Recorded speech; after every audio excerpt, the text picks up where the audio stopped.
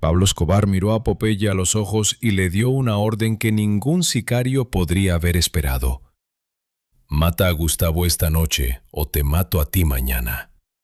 Gustavo Gaviria no solo era el socio de Pablo, era su hermano, su alma gemela, el único hombre en quien confiaba ciegamente, hasta que descubrió la traición que lo llevó a elegir entre el amor y la supervivencia. Si deseas saber cómo la lealtad puede transformarse en la traición más sangrienta, suscríbete, porque esta historia te impactará. Imagina tener un hermano que ha estado contigo desde que eran niños pobres en las calles de Medellín, que ha construido un imperio criminal a tu lado durante 15 años, que conoce todos tus secretos y que amas más que a tu propia vida. Ahora imagina descubrir que ese mismo hermano ha estado planeando traicionarte de la manera más brutal posible y que la única forma de sobrevivir es ordenar su muerte. Esa era la pesadilla que Pablo Escobar enfrentaba la noche del 25 de octubre de 1989, cuando se dio cuenta de que Gustavo Gaviria, su primo, su socio, su alma gemela, había cruzado la línea que separa la lealtad familiar de la traición mortal. Gustavo Gaviria no era simplemente el primo de Pablo Escobar, era el cerebro financiero del cartel de Medellín, el estratega que había transformado una banda callejera de contrabandistas en el imperio del narcotráfico más poderoso del mundo. Durante 15 años había sido la mano derecha de Pablo, el único hombre en quien el capo confiaba ciegamente, el hermano que nunca había tenido por sangre, pero que había elegido por amor. Desde que eran adolescentes vendiendo cigarrillos de contrabando en los barrios populares de Medellín, Pablo y Gustavo habían sido inseparables. Gustavo poseía la inteligencia analítica que Pablo respetaba. Pablo tenía el carisma y la audacia que Gustavo admiraba. Juntos habían creado una sociedad que había sobrevivido a guerras con carteles rivales, persecuciones del gobierno e incluso diferencias familiares que habían destruido otras organizaciones criminales. Sin embargo, durante los últimos 6 meses de 1989, algo fundamental había comenzado a cambiar en la dinámica entre los dos hombres más poderosos del cartel de Medellín. Pablo había empezado a tomar decisiones cada vez más arriesgadas y violentas, como colocar bombas en centros comerciales que mataban a civiles inocentes, asesinar candidatos presidenciales que atraían atención internacional y declarar la guerra al gobierno colombiano, poniendo en peligro toda la organización. Gustavo, por su parte, había comenzado a cuestionar en privado la estabilidad mental de su primo. Las decisiones de Pablo parecían estar motivadas más por ego y sed de venganza que por una estrategia comercial inteligente. Las bombas terroristas estaban generando una presión gubernamental que amenazaba la supervivencia del cartel. La guerra declarada contra el Estado colombiano estaba costando más dinero del que generaba. Durante meses, Gustavo había intentado moderar las decisiones más extremas de Pablo a través de conversaciones privadas, sugerencias discretas e incluso confrontaciones directas cuando era absolutamente necesario. Pero Pablo había interpretado esos consejos como deslealtad, como una pérdida de confianza, como el primer síntoma de una traición que podría crecer hasta amenazar su liderazgo. La crisis llegó a su punto de quiebre durante una reunión del Consejo Directivo del Cartel el martes 24 de octubre, cuando Pablo anunció su plan más extremo hasta la fecha: secuestrar y asesinar a todos los miembros de la Corte Suprema de Justicia de Colombia como respuesta a las órdenes de extradición que habían aprobado contra varios capos del narcotráfico. Pablo le dijo a Gustavo frente a todos los lugartenientes del cartel: ese plan es un suicidio organizacional. Si matamos a toda la Corte Suprema, el gobierno va a declarar guerra total contra nosotros. Van a usar el ejército, van a pedir ayuda internacional, van a hacer lo que sea necesario para destruirnos. Pablo había estudiado el rostro de su primo durante varios segundos antes de responder, y lo que vio no fue el apoyo incondicional que había esperado durante 15 años, sino un desafío directo a su autoridad. Gustavo, ¿tú crees que este cartel puede sobrevivir sin demostrar que nadie puede tocarnos sin enfrentar consecuencias? Creo que este cartel puede sobrevivir siendo inteligente en lugar de dramático. La respuesta de Gustavo fue interpretada por Pablo como insubordinación pública, como una demostración de desconfianza que debilitaba su liderazgo frente a todos los empleados del cartel. ¿Estás cuestionando mis decisiones frente a la organización? Estoy tratando de salvarte de una decisión que va a matarnos a todos. El intercambio terminó con Pablo posponiendo la discusión del plan para una reunión privada posterior, pero el daño ya estaba hecho. Frente a 30 lugartenientes del cartel, Gustavo había desafiado abiertamente la autoridad de Pablo, algo que nunca había sucedido en 15 años de sociedad. Esa noche, mientras Gustavo regresaba a su casa creyendo que había logrado convencer a Pablo de reconsiderar el plan suicida, Pablo convocó una reunión secreta con Popeye en su oficina privada. Popeye, necesito que hagas algo que nunca te he pedido antes. A la orden, patrón.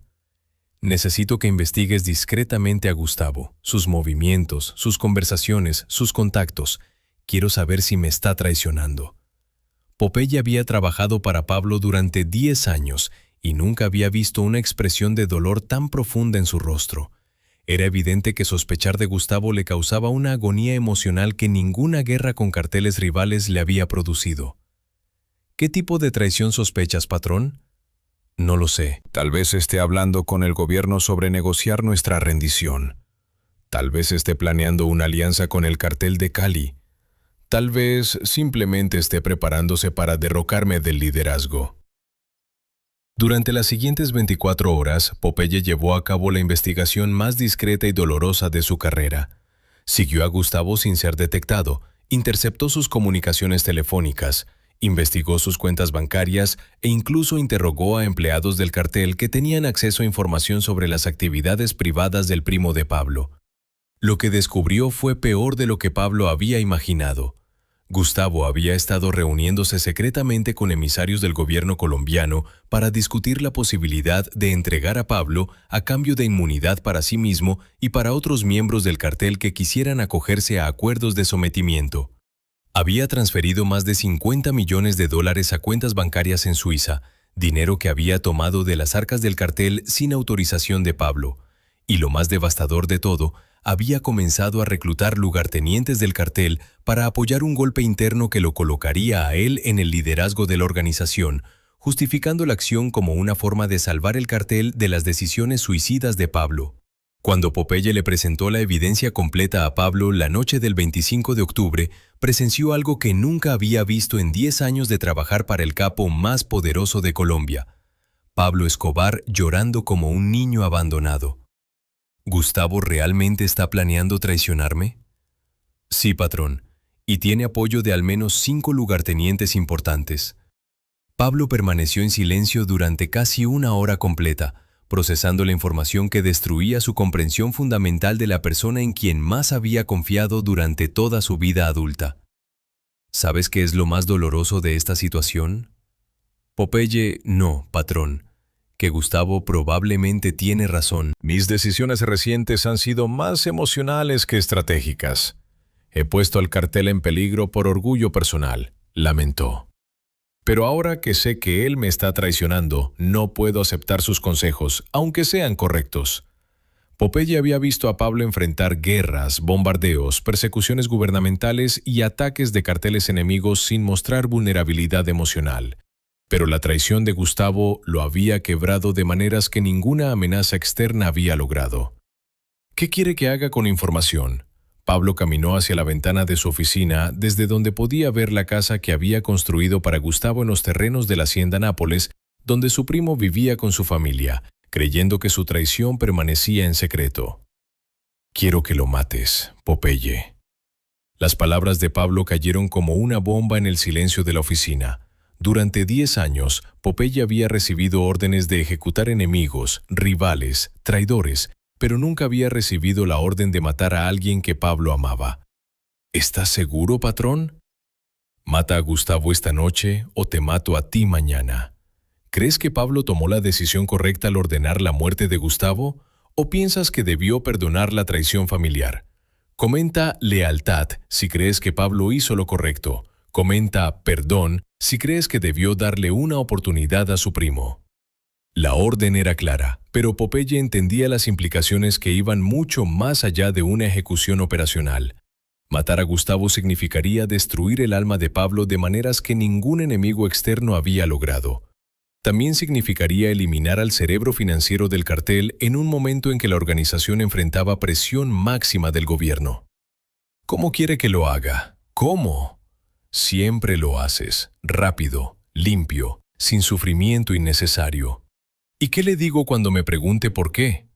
Pablo regresó a sentarse frente a Popeye con una expresión que había cambiado completamente durante la conversación. Ya no era el hombre emocionalmente quebrado que había llorado por la traición de su primo. Era el capo frío y calculador que había edificado el imperio criminal más potente del mundo. Le dices que lo amo, que siempre lo amaré, pero que no puedo permitir que me traicione y siga vivo. Esa noche, mientras Popeye se preparaba para llevar a cabo la orden más dolorosa de su carrera, Gustavo Gaviria cenaba tranquilamente con su familia, sin saber que le quedaban pocas horas de vida. Ignoraba que su traición había sido descubierta. No sabía que Pablo había tomado la decisión más difícil de su vida. No sabía que el hombre que lo había amado como un hermano durante 15 años había optado por matarlo antes que permitir que lo destruyera. Y lo que ninguno de los tres sabía era que esa ejecución no solo acabaría con la vida de Gustavo, sino que marcaría el inicio del fin del cartel de Medellín y el comienzo de la autodestrucción de Pablo Escobar. Nada te ha preparado para lo que estás a punto de presenciar. A las 8:47 de la noche del 25 de octubre de 1989, Gustavo Gaviria se sirvió el último whisky de su vida, sin saber que en pocas horas estaría muerto por órdenes del hombre que más había amado en el mundo. Estaba sentado en la terraza de su casa en la Hacienda Nápoles, observando las luces de la mansión principal donde Pablo probablemente estaba planeando su ejecución, cuando sonó el teléfono que cambiaría todo. «Gustavo, soy Pablo. Ven a la casa principal. Necesitamos concluir la conversación que comenzamos ayer». La voz de Pablo sonaba tranquila, casi amistosa, sin rastro de la tensión que había caracterizado su último intercambio público. Gustavo interpretó el tono calmado como una señal de que su primo había reconsiderado el plan suicida de atacar la Corte Suprema. «Voy para allá, primo». Mientras caminaba por el sendero de piedra que conectaba su casa con la mansión principal, Gustavo admiró la belleza nocturna de la hacienda que habían construido juntos durante años de ganancias astronómicas del narcotráfico. Los jardines perfectamente cuidados, los lagos artificiales poblados de flamencos rosados, la arquitectura lujosa que representaba el pináculo del éxito criminal. Durante esos 10 minutos de caminata, Gustavo reflexionó sobre la conversación que estaba a punto de tener con Pablo. Durante semanas había estado preparando argumentos para convencerlo de que moderara sus decisiones más extremas. Tenía estadísticas sobre el costo financiero de la guerra contra el gobierno, análisis de riesgo sobre las consecuencias de asesinar magistrados y propuestas alternativas que podrían lograr los mismos objetivos sin poner en peligro toda la organización. Lo que Gustavo no sabía era que Pablo ya no estaba interesado en sus análisis financieros o sus consejos estratégicos. La única estadística que le importaba a Pablo era que su primo más querido lo había traicionado de la manera más personal posible. Cuando Gustavo entró al salón principal de la mansión, encontró a Pablo sentado solo en el sofá de cuero italiano, con una botella de whisky escocés abierta y 2 vasos servidos esperando sobre la mesa de centro. Era una escena que había presenciado cientos de veces durante 15 años de sociedad. Los 2 primos más poderosos de Colombia discutiendo negocios del cartel mientras compartían alcohol costoso. «Siéntate, Gustavo, tenemos mucho de qué hablar». Pablo había logrado controlar completamente sus emociones durante las últimas horas. No había rastro del dolor que había sentido al descubrir la traición, ni de la angustia que le causaba haber ordenado la muerte de Gustavo. Era el empresario criminal calculador que había construido el imperio más poderoso del narcotráfico mundial. «Pablo, antes de que hablemos de negocios, quiero disculparme por el tono que usé ayer en la reunión. El tono cuestioné tu autoridad frente a toda la organización. Eso estuvo mal, sin importar qué tan correctos fueran mis argumentos». Pablo tomó un sorbo de whisky mientras estudiaba el rostro de su primo, buscando signos de sinceridad o de manipulación calculada. «¿Y por qué lo hiciste? ¿Por qué?» «Tengo miedo, Pablo. Miedo de que tus decisiones recientes nos estén llevando hacia un suicidio colectivo. Miedo de morir o miedo de perder dinero».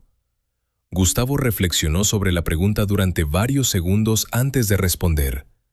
Miedo de perderte a ti era una respuesta completamente honesta que golpeó a Pablo con una fuerza emocional que no había anticipado. A pesar de la traición, a pesar de los planes de Gustavo para derrocarlo, su primo realmente parecía preocupado por su bienestar personal. ¿Me amas, Gustavo? Eres mi hermano. Pablo, te he amado desde que éramos niños vendiendo cigarrillos en los barrios, incluso cuando crees que estoy tomando decisiones equivocadas, especialmente cuando creo que estás tomando decisiones equivocadas. Pablo se levantó del sofá y caminó hacia la ventana, desde donde podía ver las luces de Medellín brillando en la distancia como estrellas terrestres.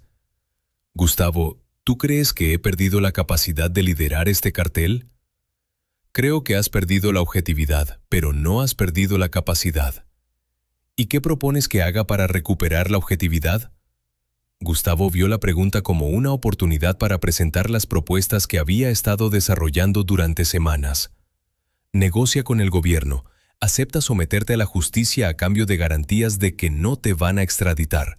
Convierte el cartel en una organización menos violenta y más enfocada en ganancias comerciales. Pablo escuchó las sugerencias de Gustavo sin interrumpirlo, pero cada palabra confirmaba lo que había sospechado. Su primo realmente creía que debía rendirse al gobierno, que debía abandonar la guerra contra el Estado colombiano, que debía transformarse en un criminal pasivo en lugar de seguir siendo el capo más temido del mundo. Y si me niego a seguir tus consejos, entonces seguiré apoyándote hasta el final, aunque crea que el final va a llegar muy pronto. Otra respuesta completamente honesta, pero Pablo la interpretó como una amenaza encubierta. Gustavo le estaba diciendo que continuaría siendo leal, pero también le estaba advirtiendo que la lealtad terminaría cuando la supervivencia de la organización estuviera en peligro mortal. Gustavo, ¿alguna vez has pensado que podrías liderar este cartel mejor que yo? La pregunta directa puso a Gustavo en alerta inmediata. Durante meses había evitado cuidadosamente cualquier conversación que pudiera interpretarse como ambición personal de liderazgo. Nunca, este cartel es tuyo, Pablo, siempre ha sido tuyo. Pero si algo me pasara, si me mataran o me arrestaran, tú podrías tomar control de la organización si fuera absolutamente necesario para proteger a las familias que dependen del cartel. Sí, pero solo como medida temporal hasta encontrar un reemplazo adecuado. Pablo regresó al sofá y se sirvió otro whisky mientras procesaba. La respuesta de Gustavo era técnicamente correcta desde el punto de vista organizacional, pero también confirmaba que su primo había considerado escenarios donde él ya no estaría en el liderazgo. ¿Y quién sería un reemplazo adecuado? Tú eres irreemplazable, Pablo. Cualquier otra persona sería solo un administrador temporal. Durante los siguientes 30 minutos, Pablo y Gustavo mantuvieron una conversación que era tanto confesión mutua como interrogatorio sutil. Pablo buscaba confirmación de los detalles específicos de la traición que Popeye había documentado. Gustavo trataba de entender por qué Pablo parecía estar cuestionando su lealtad con una intensidad que nunca había mostrado antes. Gustavo, ¿has hablado con alguien del gobierno recientemente? Define recientemente. ¿Los últimos 6 meses? Gustavo sintió como si le hubieran dado un puñetazo en el estómago. La pregunta era demasiado específica para ser casual. Pablo sabía algo sobre sus contactos con emisarios gubernamentales. He tenido conversaciones exploratorias con intermediarios que podrían facilitar negociaciones futuras. ¿Qué tipo de negociaciones? Posibles acuerdos de sometimiento que podrían beneficiar a toda la organización. Sin consultármelo, eran conversaciones preliminares. Iba a reportarte los resultados antes de tomar cualquier decisión. Pablo asintió lentamente, como si hubiera esperado exactamente esa respuesta. ¿Y qué te dijeron esos intermediarios? Que el gobierno estaría dispuesto a negociar si demostráramos voluntad real de terminar las actividades violentas, a cambio de que cárcel en Colombia en lugar de extradición a Estados Unidos, protección para nuestras familias, posibilidad de conservar parte de los activos legales para todos nosotros, para los que quisieran acogerse al acuerdo. Pablo terminó su whisky de un solo trago y se quedó en silencio durante varios minutos, observando el rostro de Gustavo con una intensidad que lo puso profundamente nervioso. Gustavo, ¿tú me entregarías al gobierno si eso fuera la única manera de salvar tu propia vida? Era la pregunta más directa y peligrosa que Pablo le había hecho jamás. Gustavo entendió que su respuesta determinaría el futuro de su relación con su primo. Jamás te entregaría voluntariamente, pero si el gobierno me obligara a elegir entre entregarte o morir junto contigo. Gustavo se detuvo, dándose cuenta de que cualquier respuesta que diera sería interpretada como traición o como cobardía. Continúa. Elegiría morir contigo. Pablo estudió los ojos de Gustavo durante varios segundos buscando signos de mentira o sinceridad genuina, incluso si eso significara que nuestras familias también murieran. Nuestras familias están protegidas sin importar lo que nos pase a nosotros. ¿Cómo puedes estar tan seguro? Porque he tomado precauciones para garantizar su seguridad. La respuesta de Gustavo confirmó otra de las sospechas de Pablo, que había estado moviendo dinero y estableciendo protecciones para su familia que no habían sido coordinadas con la planificación general del cartel. ¿Qué tipo de precauciones? Gustavo se dio cuenta de que había compartido más información de la que era prudente. Transferencias a cuentas internacionales, propiedades en países sin tratados de extradición, contactos que podrían facilitar nueva documentación si fuera necesario. ¿Cuánto dinero has transferido? Suficiente para mantener a mi familia cómoda si algo nos sucede. Dinero del cartel, dinero que consideré mi participación legítima en las ganancias de 15 años. Pablo se levantó del sofá nuevamente y comenzó a caminar lentamente por el salón, como un depredador que evalúa a su presa antes del ataque final. Gustavo, ¿alguna vez has pensado que podría matarte? La pregunta directa cambió por completo la dinámica de la conversación. Gustavo comprendió que ya no estaban discutiendo estrategias comerciales o diferencias de opinión, estaban hablando de supervivencia personal. ¿Por qué me matarías? ¿Por traición? ¿Qué traición? Las reuniones secretas con el gobierno, las transferencias de dinero no autorizadas, los planes para derrocarme del liderazgo. Gustavo sintió como si el mundo se hubiera detenido. Pablo conocía todos los detalles de sus actividades secretas, lo que significaba que había estado bajo vigilancia durante semanas o meses. Pablo, todo lo que he hecho ha sido para proteger la organización y nuestras familias, incluyendo reclutar lugartenientes para apoyar un golpe interno. La acusación específica confirmó que Pablo no solo sospechaba de la traición, sino que tenía evidencia detallada de cada movimiento que Gustavo había realizado. Eso nunca fue un golpe, era un plan de contingencia en caso de que algo te pasara, o en caso de que decidieras que algo me tenía que pasar. Gustavo se dio cuenta de que había llegado al final de la cuerda. No tenía sentido seguir negando actividades que Pablo claramente conocía en detalle. Pablo, todo lo que he hecho ha sido por amor a ti, por amor a nuestras familias, por amor a la organización que construimos juntos. ¿Y crees que yo no entiendo eso? ¿Lo entiendes? Pablo regresó a sentarse frente a Gustavo, pero ahora había una tristeza infinita en sus ojos que su primo nunca había visto. Lo entiendo completamente. También entiendo que no puedo permitir que continúes traicionándome, sin importar cuáles sean tus motivaciones. ¿Qué vas a hacer? Lo que tengo que hacer. En ese momento, Pablo hizo una señal con la mano hacia la puerta del salón.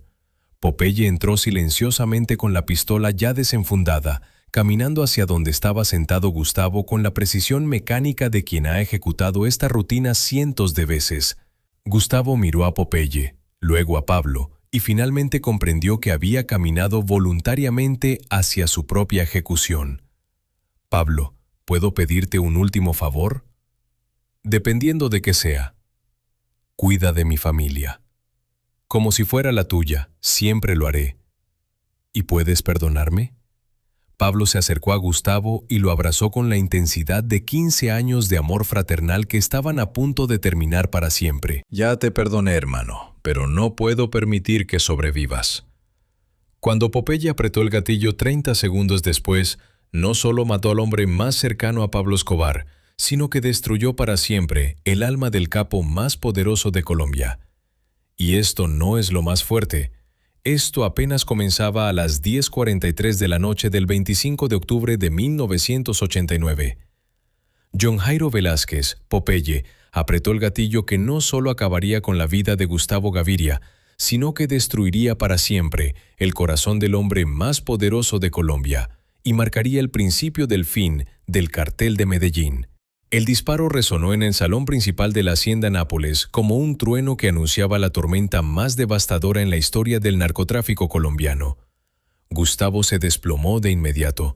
La bala había atravesado su corazón con la precisión quirúrgica que caracterizaba el trabajo de Popeye, garantizando una muerte instantánea sin sufrimiento prolongado. Imagínate tener que matar al hermano de tu jefe, al hombre que más ama en el mundo, mientras él observa cada detalle de la ejecución. Imagínate apretar el gatillo sabiendo que estás destruyendo no solo una vida, sino el alma de la persona que más respetas. Esa era la realidad que Popeye enfrentó durante los 3 segundos más largos de su carrera. Como sicario, Pablo observó la muerte de Gustavo con una expresión que Popeye nunca había visto en 10 años de trabajo para él. No era la satisfacción fría que mostraba al eliminar enemigos, ni la indiferencia mecánica que caracterizaba las ejecuciones operativas. Era puro dolor, devastación emocional absoluta, el sufrimiento de un hombre que acababa de perder a la única persona en el mundo que amaba incondicionalmente. ¿Está muerto?, preguntó Pablo con una voz que sonaba completamente diferente a la del capo autoritario que había ordenado miles de ejecuciones. Popeye se acercó al cuerpo de Gustavo y verificó que no había pulso, que no había respiración, que la ejecución había sido tan eficiente como siempre. Sí, patrón, murió instantáneamente. Pablo se acercó al sofá donde yacía el cuerpo de su primo y se arrodilló junto a él, tomando su mano con una ternura que contrastaba dramáticamente con la violencia que acababa de ordenar. Gustavo, hermano, perdóname. Durante los siguientes 10 minutos, Popeye presenció algo que ningún empleado del cartel había visto jamás: a Pablo Escobar llorando desconsoladamente sobre el cuerpo del hombre que más había amado en su vida. No eran lágrimas de remordimiento por haber tomado una decisión equivocada, sino lágrimas de dolor por haber perdido para siempre a su alma gemela. Popeye, dijo Pablo finalmente sin levantar la vista del rostro de Gustavo, ¿alguna vez has matado a alguien que realmente amabas? No, patrón. ¿Sabes lo que se siente? No se siente como morir sin poder morirse. Esa noche marcó el comienzo de una transformación en Pablo Escobar que cambiaría fundamentalmente la naturaleza del cartel de Medellín. Había matado al único hombre que podía moderar sus decisiones más extremas, al único consejero que tenía autoridad moral para cuestionarlo, al único hermano que lo amaba sin importar las consecuencias de ese amor. ¿Crees que Pablo tomó la decisión correcta al matar a Gustavo o debió perdonar la traición familiar? ¿Piensas que Gustavo merecía morir por tratar de proteger la organización? Comenta justicia si crees que Pablo hizo lo correcto o perdón si piensas que debió darle una oportunidad a su primo. Durante las semanas siguientes a la muerte de Gustavo, Pablo tomó decisiones que confirmaron todos los temores que su primo había expresado antes de morir. Sin el cerebro financiero de Gustavo para moderar sus impulsos, sin su consejero estratégico para evaluar riesgos, sin su hermano emocional para recordarle su humanidad, Pablo se convirtió en una versión amplificada y peligrosa de sí mismo. Ordenó el asesinato de todos los magistrados de la Corte Suprema de Justicia, tal como había planeado antes de descubrir la traición de Gustavo. La operación fue ejecutada con precisión militar, pero las consecuencias fueron exactamente las que Gustavo había predicho. El gobierno colombiano declaró guerra total contra el cartel de Medellín, autorizando una campaña de bombardeos terroristas en centros comerciales, edificios gubernamentales y aviones comerciales que mató a cientos de civiles inocentes. Los ataques generaron una presión internacional que convirtió a Colombia en un estado paria y a Pablo en el criminal más buscado del mundo. Rompió todas las alianzas estratégicas que Gustavo había negociado con otros carteles, prefiriendo la guerra total a la cooperación comercial. En menos de 3 meses, el cartel de Medellín enfrentaba conflictos simultáneos con el cartel de Cali, grupos paramilitares, fuerzas gubernamentales e incluso facciones internas que cuestionaban el liderazgo cada vez más errático de Pablo. Pero más devastador que las consecuencias operativas fue el cambio emocional que la muerte de Gustavo produjo en Pablo.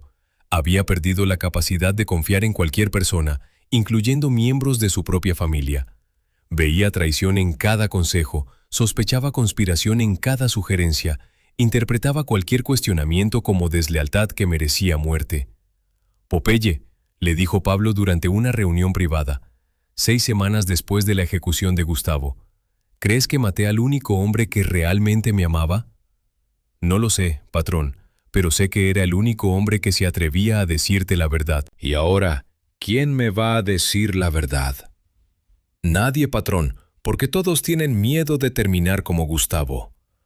Pablo reflexionó sobre la respuesta de Popeye durante varios minutos antes de hacer una confesión que reveló la profundidad de su arrepentimiento. «Cada noche sueño con Gustavo. Me dice que las decisiones que estoy tomando van a destruir todo lo que construimos juntos». «¿Y qué le respondes en los sueños?» «Le digo que ya no sé cómo tomar decisiones sin él». La ausencia de Gustavo se hizo especialmente evidente cuando el cartel comenzó a enfrentar crisis financieras que requerían la experiencia que solo él había tenido. Durante 15 años, Gustavo había manejado el lavado de dinero, las inversiones internacionales, la diversificación de activos y la planificación fiscal que había convertido las ganancias del narcotráfico en un imperio económico legítimo.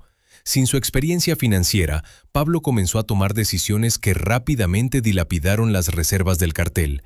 Invirtió millones en operaciones militares que no generaban beneficios, financió guerras que costaban más de lo que producían y perdió el contacto con la realidad económica que había convertido al cartel de Medellín en la organización criminal más próspera del mundo.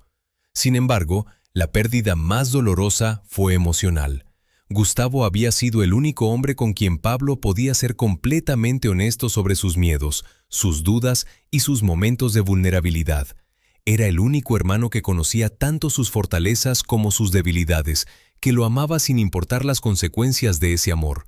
Sin Gustavo, Pablo se convirtió en un hombre completamente aislado emocionalmente, rodeado de empleados que lo temían, pero no lo conocían realmente, de familiares que lo amaban, pero no entendían las complejidades de su mundo criminal, y de mujeres que lo deseaban por su poder, pero no por su persona. ¿Sabes qué es lo más doloroso de haber matado a Gustavo?, le preguntó Pablo a Popeye durante una de sus conversaciones nocturnas que se volvieron más frecuentes tras la muerte de su primo. «¿Qué, patrón?» «Que probablemente tenía razón en todo. Las decisiones que estoy tomando sin él están destruyendo el cartel. Los ataques terroristas están causando más problemas de los que resuelven. La guerra contra el gobierno es un suicidio organizacional. ¿Por qué no cambias de estrategia? Porque ya no confío en mi propio juicio.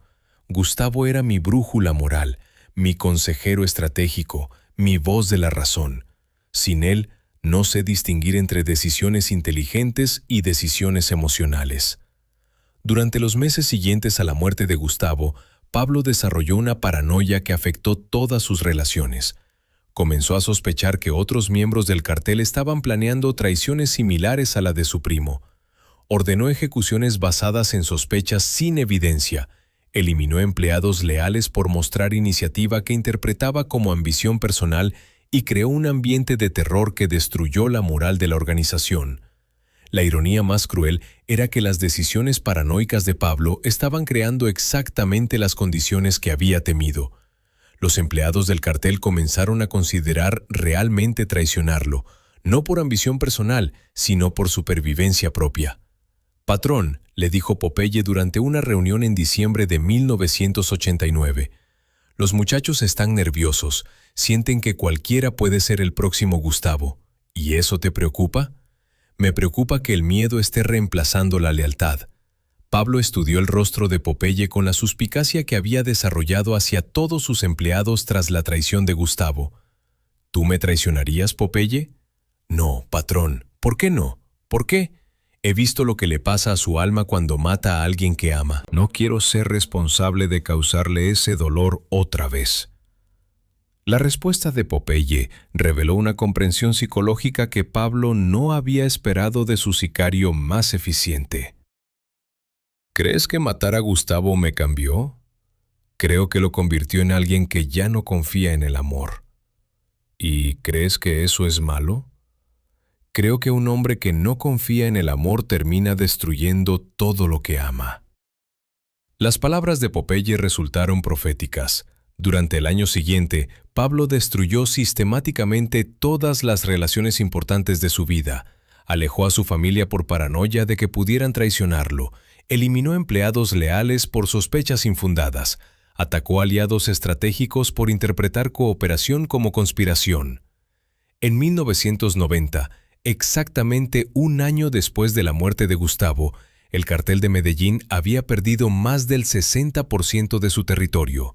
Sus ganancias habían disminuido drásticamente y Pablo se había convertido en el hombre más perseguido y más aislado de Colombia. La muerte de Gustavo Gaviria no solo había eliminado al cerebro del cartel, sino que había destruido el corazón emocional de Pablo Escobar.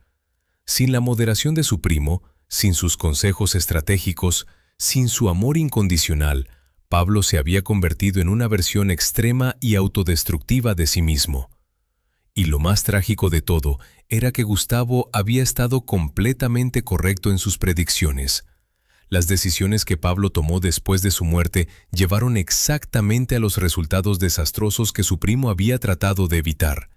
Guerra total con el gobierno, aislamiento internacional, destrucción de la organización y eventual muerte del propio Pablo.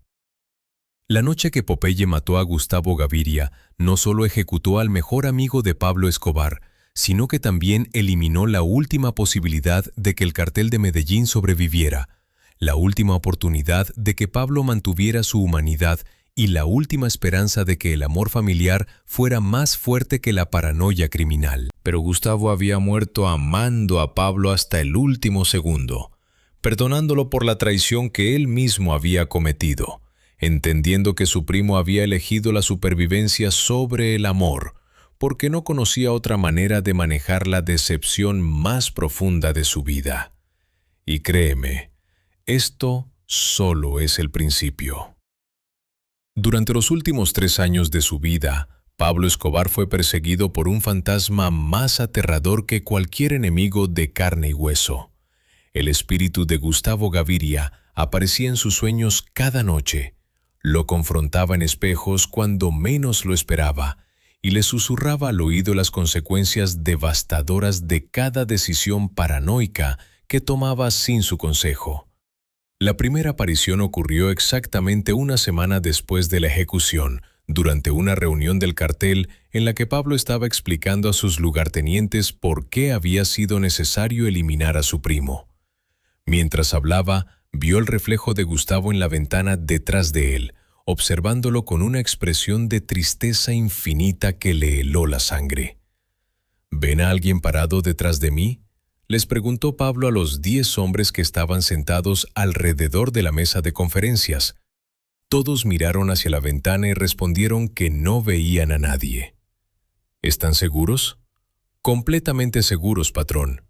Pero Pablo podía ver claramente a Gustavo, vestido con la misma ropa que llevaba la noche de su muerte, moviendo los labios, como si estuviera tratando de comunicarle algo que él no podía escuchar. Imagínate que durante años has tomado todas las decisiones importantes de tu vida consultando con tu hermano y de repente lo matas por traición. Imagínate que después de eliminarlo, comienzas a verlo en todos lados, recordándote constantemente que las decisiones que estás tomando sin él están destruyendo todo lo que construyeron juntos. Esa era la pesadilla que Pablo comenzó a vivir cada día después de ordenar la muerte de Gustavo. Durante las primeras semanas, Pablo trató de racionalizar las apariciones como producto del estrés y la culpa. Había matado a cientos de personas durante su carrera criminal sin experimentar remordimiento, pero nunca había asesinado a alguien que realmente amara. Era lógico que su mente estuviera procesando el trauma de maneras inusuales, pero las apariciones se volvieron más frecuentes y más específicas. Gustavo aparecía durante reuniones importantes para mover la cabeza en señal de desaprobación cuando Pablo anunciaba decisiones especialmente destructivas. Se manifestaba en la oficina privada durante las madrugadas cuando Pablo trabajaba solo, sentándose en la silla que había ocupado durante 15 años de sociedad. Hasta comenzó a aparecer en fotografías familiares, parado junto a Pablo, como si nunca hubiera muerto. María Victoria, le dijo Pablo a su esposa 2 meses después de la ejecución, ¿tú crees en fantasmas? ¿Por qué me preguntas eso? Porque he estado viendo a Gustavo. María Victoria observó el rostro de su esposo con creciente preocupación. Durante semanas había notado cambios en el comportamiento de Pablo, insomnio constante, conversaciones con personas invisibles, nerviosismo extremo cuando estaba solo. ¿Dónde lo has visto? En todas partes, en oficina, en los espejos, en las ventanas. A veces hasta puedo escuchar su voz. ¿Qué te dice? Pablo reflexionó sobre la pregunta durante varios minutos antes de responder. Me dice que estoy destruyendo todo lo que construimos juntos. Las apariciones de Gustavo se intensificaron durante los momentos en que Pablo tomaba las decisiones más autodestructivas. Cuando ordenó el bombardeo del vuelo comercial que mató a 110 pasajeros inocentes, vio a Gustavo parado en la pista del aeropuerto, moviendo la cabeza con desaprobación. Cuando autorizó una masacre de policías en Medellín, que generó indignación nacional, Gustavo apareció en su oficina señalando las fotografías de los oficiales muertos con expresión de horror. Pero la aparición más perturbadora ocurrió durante la reunión en que Pablo decidió secuestrar a los hijos de varios políticos importantes como represalia por las operaciones antinarcóticos del gobierno. Mientras explicaba el plan a sus sicarios, Gustavo se materializó sentado en su lugar habitual en la mesa de conferencias. Pablo dijo al fantasma de Gustavo con una voz que solo él podía escuchar. Secuestrar niños va a generar un rechazo popular que va a terminar de destruir el cartel. Estás muerto, Gustavo. Ya no puedes darme consejos.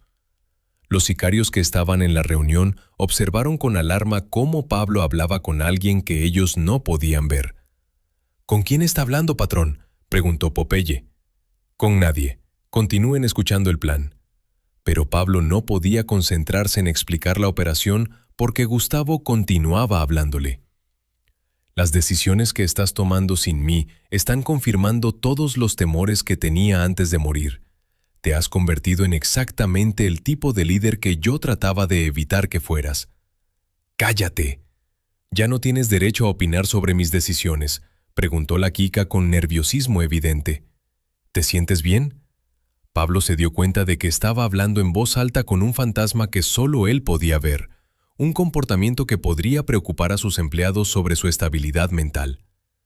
Estoy bien, suspendamos la reunión por hoy. Esa noche, Pablo se quedó solo en su oficina tratando de entender por qué las apariciones de Gustavo se habían vuelto tan intensas. Había consultado discretamente con sacerdotes, curanderos e incluso psiquiatras, pero nadie había podido explicarle por qué veía a su primo muerto con tanta claridad. Gustavo, dijo Pablo dirigiéndose al espacio vacío donde generalmente aparecía su primo. Si realmente estás aquí, necesito que me expliques qué quieres de mí. El fantasma de Gustavo se materializó de inmediato, sentándose frente al escritorio, como lo había hecho miles de veces cuando estaba vivo. Quiero que entiendas que me mataste por las razones equivocadas. Te maté porque me traicionaste. Me mataste porque tenías miedo de que tuviera razón sobre el futuro del cartel. Pablo estudió el rostro espectral de su primo, buscando señales de ira o resentimiento que esperaría de alguien que había sido asesinado injustamente. ¿Estás furioso conmigo? No estoy furioso. Estoy triste. Triste por haber muerto. Triste porque estás destruyendo voluntariamente todo lo que amábamos. Durante los meses siguientes, las conversaciones nocturnas entre Pablo y el fantasma de Gustavo se volvieron rutinarias. Pablo comenzó a depender de esas apariciones como la única forma de recibir consejos honestos, aunque vinieran de alguien que había sido asesinado por traición. Gustavo, ¿crees que tomé la decisión correcta al matarte? Creo que tomaste la única decisión que podías tomar dada tu personalidad. ¿Qué quieres decir? ¿Que siempre has preferido eliminar problemas en lugar de resolverlos? Yo era un problema que cuestionaba tu autoridad, así que me eliminaste, pero tenías otra opción. Podías haber hablado conmigo sobre tus sospechas. Podías haber confrontado la traición sin recurrir al asesinato. Podías haber buscado maneras de trabajar juntos a pesar de nuestras diferencias. Pablo reflexionó sobre las alternativas que Gustavo le presentaba, preguntándose si realmente había existido alguna posibilidad de resolver la crisis sin recurrir a la violencia. ¿Crees que habríamos podido reconciliarnos? Creo que el amor que sentíamos el uno por el otro era más fuerte que cualquier diferencia estratégica. Entonces, ¿por qué no intenté otras soluciones? Porque matar es lo que mejor sabes hacer. Y cuando alguien a quien amas te decepciona, tu instinto es eliminarlo antes de que te lastime más profundamente. Las observaciones del fantasma de Gustavo sobre la psicología de Pablo eran devastadoramente precisas. Durante toda su vida criminal, había resuelto conflictos a través de la violencia porque era más fácil eliminar problemas que enfrentar las complejidades emocionales de resolverlos. Pero las apariciones también revelaron información que Pablo no había conocido cuando estaba vivo. Gustavo le explicó que sus contactos con el gobierno habían sido motivados genuinamente por el deseo de proteger la organización, no por ambición personal, que las transferencias de dinero habían sido precauciones para proteger familias en caso de que el cartel fuera destruido, y que los planes de contingencia para reemplazar a Pablo habían sido desarrollados por amor, no por traición. ¿Me estás diciendo que malinterpreté tus intenciones?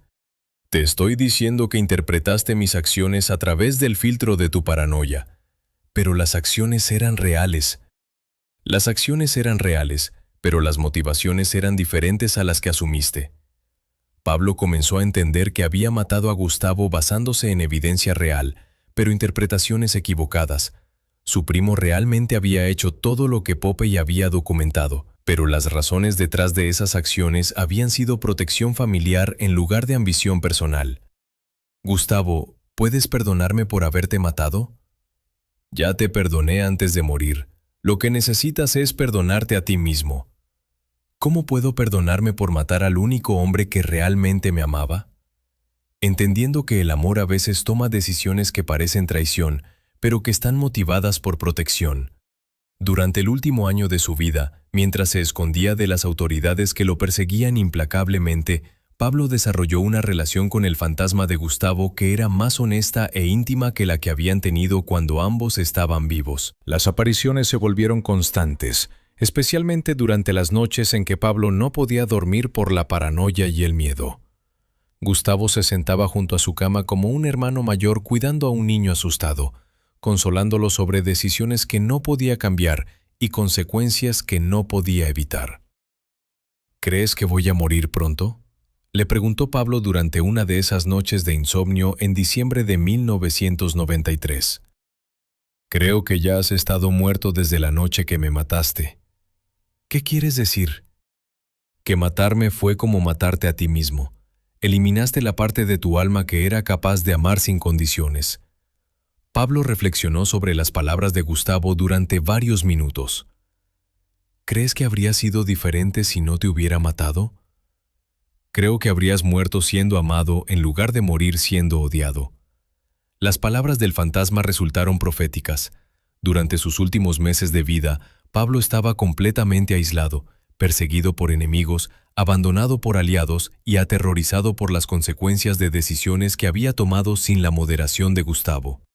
La noche antes de su muerte, el 2 de diciembre de 1993, Pablo tuvo la última conversación con el fantasma de su primo. Gustavo, ¿me vas a perdonar cuando muera? Pablo, yo te perdoné hace mucho tiempo. La pregunta es si tú vas a perdonarte. No creo que pueda. Entonces vas a cargar esa culpa para siempre. Al día siguiente, cuando Pablo Escobar fue abatido en los tejados de Medellín por agentes del gobierno, sus últimas palabras fueron una disculpa dirigida al aire. Perdóname, Gustavo. Los agentes que lo mataron nunca entendieron a quién se estaba dirigiendo, pero quienes conocían la historia sabían que Pablo había muerto pidiendo perdón al hombre que más había amado y que había matado por temores que resultaron ser infundados. El fantasma de Gustavo Gaviria había perseguido a Pablo Escobar durante 3 años, no para atormentarlo, sino para mostrarle las consecuencias de elegir la violencia sobre el amor, la paranoia sobre la confianza, el miedo sobre la fe en las personas que realmente lo amaban. Y cuando Pablo murió, llevó consigo el arrepentimiento más profundo de su vida: haber matado al único hermano que habría muerto por él sin pedirle nada a cambio. Si creías que eso era fuerte, espera unos segundos. 20 años después de haber apretado el gatillo que mató a Gustavo Gaviria, John Jairo Velázquez, Popeye, se despertaba cada mañana en su celda de la catedral, con la certeza de que había ejecutado al hombre equivocado por las razones equivocadas. Durante 2 décadas de prisión, había tenido tiempo suficiente para analizar cada detalle de aquella noche de octubre y había llegado a una conclusión que lo atormentaba más que cualquier remordimiento por las otras 300 muertes de su carrera. Gustavo Gaviria había sido el único hombre honesto en el cartel de Medellín, y Pablo lo había matado por miedo a la verdad. La revelación llegó a través de una carta que recibió en el año 2009, 19 años después de la ejecución. Era de Elena Gaviria, la viuda de Gustavo, quien finalmente había decidido contarle a Popeye los detalles que Pablo nunca había conocido sobre las actividades que interpretó como traición. «Señor Velázquez», decía la carta, «durante todos estos años he guardado silencio sobre lo que realmente estaba haciendo mi esposo antes de morir, pero creo que usted merece conocer la verdad sobre el hombre que mató por órdenes de Pablo. Imagínate que durante décadas has cargado la culpa de haber asesinado a un traidor y de repente descubres que era la única persona honesta en una organización criminal. Imagínate enterarte de que el hombre que mataste no estaba planeando una traición, sino tratando desesperadamente de salvar la vida del hermano que lo amaba, pero que estaba destruyéndose a sí mismo». Elena le explicó en la carta que las reuniones secretas de Gustavo con emisarios del gobierno no habían sido para negociar su propia inmunidad, sino para explorar maneras de convencer a Pablo de que se entregara voluntariamente antes de que la guerra contra el Estado terminara matándolo. Las transferencias de dinero a cuentas internacionales no habían sido robo de fondos del cartel, sino un fondo de emergencia para proteger a todas las familias de la organización si Pablo era capturado o asesinado. Y lo más devastador de todo, que los planes de contingencia para reemplazar a Pablo no habían sido un golpe de Estado motivado por ambición, sino preparativos para mantener unida la organización si algo le pasaba al líder, garantizando que las familias de empleados del cartel no quedaran desprotegidas. «Mi esposo amaba a Pablo más de lo que amaba su propia vida», continuaba la carta. «Todo lo que hizo durante sus últimos meses fue motivado por terror de que las decisiones de Pablo los llevaran a todos hacia la muerte. Gustavo no estaba traicionando a Pablo, estaba tratando de salvarlo de sí mismo». Popeye leyó la carta completa 3 veces antes de procesar completamente las implicaciones de lo que Elena le estaba revelando. Durante 20 años había vivido con la tranquilidad de conciencia que daba haber ejecutado a un traidor que había merecido morir. Ahora se daba cuenta de que había matado al único hombre del cartel que había puesto el amor familiar por encima de la lealtad ciega. Esa misma tarde, escribió una respuesta a Elena solicitando una reunión en la cárcel para escuchar todos los detalles que ella quisiera compartir sobre los últimos meses de vida de Gustavo. 2 semanas después, Elena Gaviria visitó a Popeye en la catedral. Era una mujer de 60 años que había envejecido con la dignidad de quien ha sufrido pérdidas devastadoras, pero ha mantenido la compostura. Durante 3 horas le narró la historia completa de lo que Gustavo realmente había estado haciendo antes de su muerte. «Señor Velázquez, mi esposo no dormía por las noches durante los últimos 6 meses de su vida.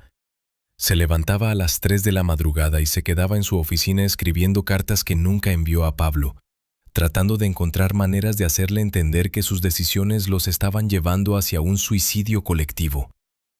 Elena le mostró a Popeye una caja que contenía más de 50 cartas que Gustavo había escrito a Pablo, pero nunca había tenido el valor de entregarle. En cada carta, Gustavo expresaba amor incondicional hacia su primo, pero también una creciente desesperación por no poder hacerle entender que la guerra contra el gobierno era un error estratégico que destruiría todo lo que habían construido. «Lea esta carta», le dijo Elena, entregándole una que Gustavo había escrito una semana antes de morir. «Pablo, Hermano de mi alma, decía la carta, cada noche rezo para que encuentres la sabiduría de terminar esta guerra antes de que te destruya. No me importa lo que me pase a mí, no me importa lo que le pase al cartel, no me importa lo que les pase a nuestros negocios. Solo me importa que sobrevivas para criar a tus hijos y disfrutar la vida que te mereces. Si mi muerte fuera el precio para convencerte de que te entregues al gobierno con garantías de no extradición, yo pagaría ese precio sin dudarlo. Te amo más de lo que he amado a cualquier ser humano y por eso estoy dispuesto a hacer cualquier cosa para salvarte, incluso traicionarte, si esa traición puede mantenerte vivo. Popeye terminó de leer la carta con lágrimas corriendo por su rostro. Durante 20 años había creído que había ejecutado a un traidor ambicioso. Ahora entendía que había matado a un hermano desesperado que estaba dispuesto a sacrificar su propia reputación para salvar la vida del hombre que más amaba. ¿Pablo llegó a leer alguna de estas cartas?, preguntó Popeye. Ninguna. Gustavo tenía miedo de que Pablo interpretara sus preocupaciones como deslealtad, y las reuniones con el gobierno eran para explorar opciones de rendición que pudieran proteger a Pablo de la extradición.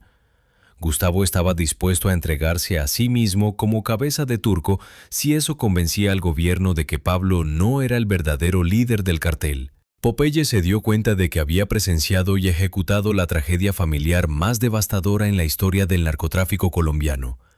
Un hombre que amaba tanto a su hermano que estaba dispuesto a parecer traidor para salvarlo, asesinado por ese mismo hermano que malinterpretó el amor como ambición. Señora Elena, usted me odia por haber matado a su esposo. Elena observó el rostro de Popeye durante varios segundos antes de responder. No lo odio a usted, señor Velázquez. Usted solo cumplió órdenes, pero sí odio la paranoia que impidió que Pablo entendiera que Gustavo lo amaba más que a su propia vida. Durante los meses siguientes, Elena visitó a Popeye regularmente en la cárcel, no porque hubiera desarrollado una amistad, sino porque ambos necesitaban procesar el trauma de haber estado involucrados en una tragedia que podría haberse evitado si Pablo hubiera tenido una conversación honesta con Gustavo en lugar de ordenar su muerte. ¿Cree que Pablo se dio cuenta de su error antes de morir?, le preguntó Popeye durante una de esas visitas. Creo que Pablo se pasó los últimos 3 años de su vida entendiendo que había matado al único hombre que habría muerto por él sin pedirle nada a cambio. ¿Y cree que Gustavo lo perdonó? Estoy segura de que Gustavo lo perdonó antes de morir. Así era él, incapaz de guardar rencor contra las personas que amaba. Las conversaciones con Elena le dieron a Popeye una perspectiva completamente nueva sobre los eventos que habían definido los últimos años del cartel de Medellín. Entendió que la muerte de Gustavo no solo había eliminado al cerebro financiero de la organización, sino que había destruido la última posibilidad de que Pablo tomara decisiones racionales en lugar de emocionales. Pero la revelación más impactante llegó cuando Elena le contó sobre los últimos años de vida de Pablo después de la muerte de Gustavo. Pablo visitó la tumba de mi esposo todas las semanas durante 3 años, le dijo Elena. Los guardias del cementerio me contaron que se quedaba horas hablando con la lápida, pidiéndole perdón, prometiéndole que iba a cuidar de nuestra familia. Y cumplió esa promesa hasta el día de su muerte. Pablo se aseguró de que mis hijos tuvieran dinero para estudiar en universidades internacionales, de que yo tuviera una casa cómoda y seguridad económica, de que nunca nos faltara nada. Popeye se dio cuenta de que Pablo había pasado sus últimos años tratando de expiar la culpa de haber matado a Gustavo a través de cuidar obsesivamente la familia que había dejado huérfana.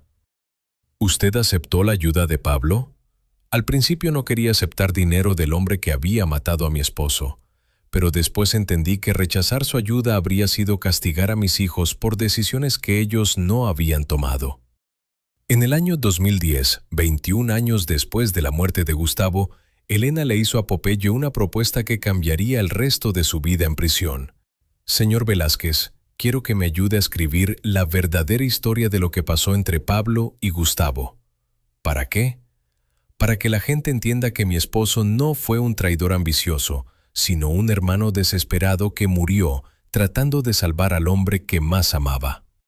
Durante los siguientes 5 años, Popeye y Elena trabajaron juntos para documentar la historia completa de la relación entre Pablo y Gustavo, desde su amistad de niños hasta la tragedia final que destruyó al cartel de Medellín. El libro que publicaron se tituló El hermano que murió por amor, y se convirtió en el testimonio más honesto jamás escrito sobre las dinámicas familiares dentro del narcotráfico colombiano. Pero el impacto más profundo del proyecto no fue el libro, sino el proceso de sanación que permitió tanto a Popeye como a Elena procesar 20 años de culpa, dolor y malentendidos sobre eventos que habían definido sus vidas. ¿Se arrepiente de haber matado a mi esposo?, le preguntó Elena a Popeye durante su última conversación antes de que él fuera liberado de prisión. Me arrepiento de haber matado al único hombre honesto del cartel de Medellín. Y si pudiera cambiar lo que pasó, le diría a Pablo que hablara con Gustavo antes de matarlo, que le diera la oportunidad de explicar sus motivaciones reales. ¿Cree que eso habría cambiado el resultado? Popeye reflexionó sobre la pregunta durante varios minutos. Creo que si Pablo hubiera entendido que Gustavo lo amaba más de lo que lo traicionaba, habría encontrado otra manera de manejar sus diferencias. En el año 2015, cuando Popeye fue liberado de prisión después de 23 años, lo primero que hizo fue visitar la tumba de Gustavo Gaviria. Sobre la lápida dejó una carta que había escrito en prisión. Gustavo, pasé 20 años creyendo que eras un traidor. Ahora sé que eras el único hermano honesto en un mundo de mentiras. Perdóname por haber sido el instrumento de una tragedia que se podría haber evitado con una conversación. Pablo murió arrepentido de haberte matado. Yo voy a vivir el resto de mi vida honrando tu memoria, contando la verdad sobre quién eras realmente. Elena Gaviria murió en paz en el año 2018, sabiendo que había logrado limpiar el nombre de su esposo y que la historia recordaría a Gustavo como el hombre que murió de amor, no de traición. La noche en que Popeye mató al mejor amigo de Pablo Escobar, no solo destruyó una vida, sino que también destruyó la última esperanza de que el amor familiar pudiera ser más fuerte que la paranoia criminal.